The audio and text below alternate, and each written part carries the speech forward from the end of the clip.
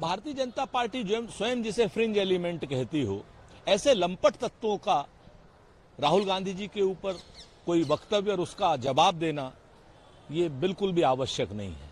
ऐसे तत्वों को तो सख्ती से निपटा जाना चाहिए। ये देश विरोधी तत्व हैं, ये देश में सांप्रदायिकता का जहर फैलाते हैं और देश के सांप्रदायिकता का जहर फैलाने वाले लोगों का जवाब देना कतई उचित नहीं है। भारतीय जनता पार्टी ये बताए कि ऐसे लंपट तत्व जेल के बाहर क्यों। वाला जो प्रकरण है हाथरस कांड में, उसमें एक तरीके से पॉलिटिकल ब्लेम गेम शुरू हो गया है। योगी जी ने बोला कि जो गवर्नमेंट था भोले बाबा उसके पॉलिटिकल लिंक्स हैं, जबकि अखिलेश जी ने बोला कि ये जो छोटी मोटी गिरफ्तारियां हैं इनको करके बड़े लोगों को बचाना चाह रही सरकार। आदरणीय मुख्यमंत्री जी, आप ब्लेम गेम करके अपनी जिम्मेवारी से और अपने कर्तव्यों से क्या बचना चाहते हैं?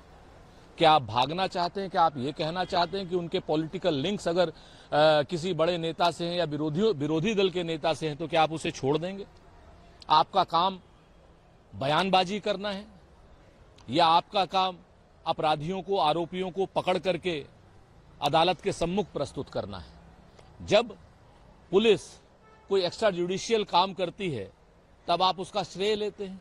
और आज की डेट में वो बाबा मीडिया को उपलब्ध है, लेकिन आप नहीं पकड़ पा रहे हैं, तो ये आपकी नाकामयाबी नहीं है? आप अपने बयानों से अपनी नाकामियां छुपाना चाहते हैं। मेरा तो स्पष्ट कहना है कि अपनी पुलिस में ताला बंद करके मीडिया को पुलिस की जिम्मेवारी दे दीजिए ना। ज्यादा बुरा एक्ट किया है जो 3 नए क्रिमिनल लॉज हैं इनको इनैक्ट करने में। निश्चित तौर पर श्री पी चिदम्बरम साहब कानून के भी ज्ञाता हैं और अर्थशास्त्री भी हैं, तो उनकी जितनी बातें हैं और जिस तरीके से पुलिस को एक एकाधिकार दे दिया है, 90 दिन तक किसी को भी आप रख सकते हैं, किसी को भी आप बिना वारंट के आप पकड़ सकते हैं, तो ये तो ऐसा तो अंग्रेजों ने भी नहीं किया था। भारतीय जनता पार्टी को इसका खामियाजा भुगतना पड़ेगा। सर, राहुल गांधी जी कांग्रेस में भी बीजेपी को हराएंगे? देखिए, बड़ी स्पष्ट रूप से गुजरात में जिस दिन से हमारी एक सीट हमने जीती है बनासकांठा वाली, वहां पर हर गुजराती, गुजरात का एक एक रहने वाला, वो सब अपबीट मूड में है, उत्साह में है। वो अब जान गया है कि नरेंद्र मोदी जी का भ्रम जाल खत्म हो चुका है, नरेंद्र मोदी जी का गुजरात मॉडल फेल हो चुका है, नरेंद्र मोदी जी सिवाय जुमलेबाजी के कुछ नहीं करते हैं, नरेंद्र मोदी जी सिवाय क्रॉनिक कैपिटलिस्टों का साथ देने के कुछ नहीं करते हैं। वो ये जान चुका है कि नरेंद्र मोदी जी 11 हीरा व्यापारियों को तस्करी के आरोप वालों को छुड़ाने के लिए चीन तक तो जा सकते हैं, लेकिन जो गरीब 121 लोग मरे हैं हाथरस में, उनसे मिलने के लिए या उनको संवेदना देने के लिए उनके पास समय नहीं है। आने वाले समय में गुजरात मॉडल को ध्वस्त करते हुए कांग्रेस पार्टी वहां जनता का मॉडल लेकर के आएगी। श्री राहुल गांधी जी के नेतृत्व में हम वहां पर अपनी सरकार बनाएंगे।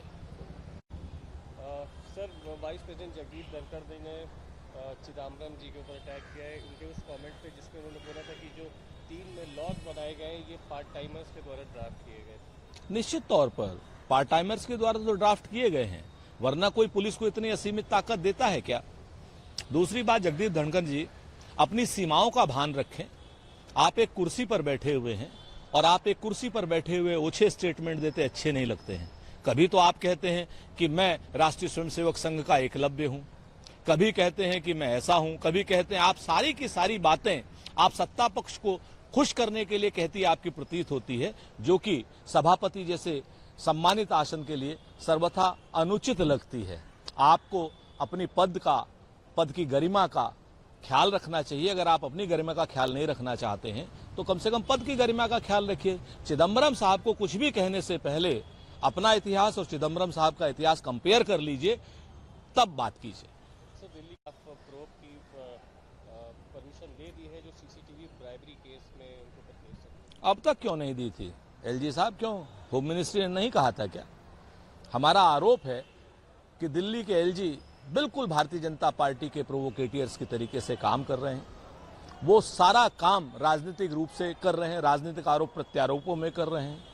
अब सत्येंद्र जैन की शायद बेल होने वाली होगी, जिसकी वजह से उन्होंने एक नया केस लादने की बात कर दी है।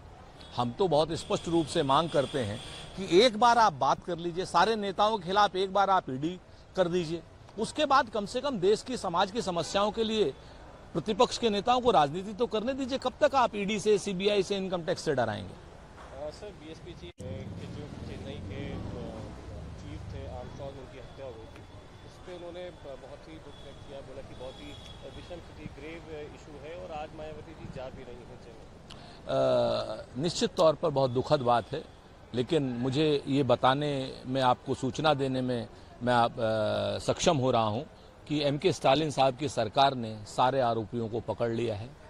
वो एक आपराधिक षड्यंत्र था, आर्थिक बेईमानी का कुछ मसला था, उसमें कहीं कोई लेन देन की बात थी, कुछ ब्याज के पैसे की बात थी, वो सारी चीजें सामने आ गई हैं। तमिलनाडु पुलिस ने तत्परता दिखाते हुए सारे आरोपियों को पकड़ लिया है, वो अदालत के सम्मुख प्रस्तुत कर रही है। तमिलनाडु में इंडिया गठबंधन की सरकार है, किसी भी अपराधी को छोड़ती नहीं है और जल्द से जल्द जो ये दुखद हत्या हुई है, इसके आरोपियों को और अपराधियों को सजा जरूर मिलेगी। सूरत बिल्डिंग कोलैप्स संख्या 7 तक पहुंच गई। देखिए, सूरत में बिल्डिंग कोलैप्स हो रही है, वहां भाजपा की सरकार है। उत्तराखंड में पुल बहता जा रहा है, वहां भाजपा की सरकार है। जो बिहार में 15 दिनों में 12 से ज्यादा पुल बह गए हैं, वहां भाजपा की सरकार है।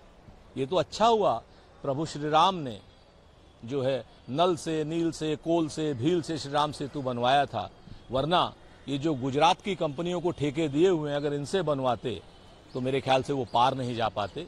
भ्रष्टाचार की अति कर रखी है भारतीय जनता पार्टी के सरकार में। वो दाल में नमक के बराबर नहीं, पूरे नमक को दाल बना दे रहे हैं, इस तरीके का भ्रष्टाचार कर रहे हैं। और ये अगर कहीं किसी विरोधी पक्ष के शासन में हुआ होता तो अब तक भारतीय जनता पार्टी वहां ईडी भी भेज चुकी होती, नोएडा के कैमरे भी भेज चुकी होती। लेकिन कुछ भी संभव है भारतीय जनता पार्टी में। भारतीय जनता पार्टी को में आप शामिल हो जाइए और भ्रष्टाचार खूब कीजिए। सूरत की बिल्डिंग तो यही बता रही है। अगर आप ये वीडियो YouTube पर देख रहे हैं तो हमारे चैनल को सब्सक्राइब करें और बेल आइकन को दबाना ना भूलें। अगर आप Facebook पर ये वीडियो देख रहे हैं तो हमारे पेज को लाइक करें।